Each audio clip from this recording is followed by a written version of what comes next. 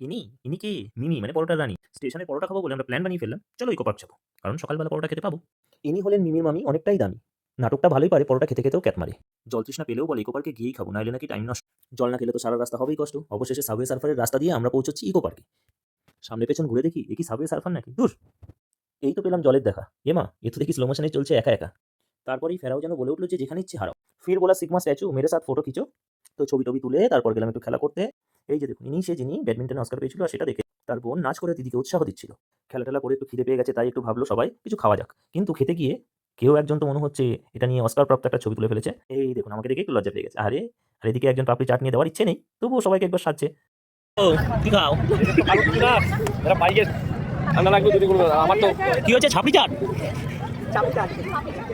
অবশেষে সবাই মিলে ছাপড়ি চাট-টাট খেয়ে এবার বাড়ি ফেরার পালা, তাই ট্রেন ধরলাম। মেট্রো স্টেশন থেকে মেট্রোতে উঠলাম সবাই। মেট্রোতে উঠে এবার যাচ্ছি দেখুন একটা নতুন জায়গায়। সেটা হচ্ছে রাত্রিবেলা পেট পুজো তো না করলে হবে না। এক্ষুনি দেখতে পাবেন আপনারা যে আমরা কোথায় গেছিলাম পেট পুজো করতে, আরসালান। আরসালান থেকে এই যে আমরা বিরিয়ানি খাচ্ছি। খাওয়ার পর সবাই মিলে একটা সেলফি নিয়ে বাড়ি ফিরলাম। Good night.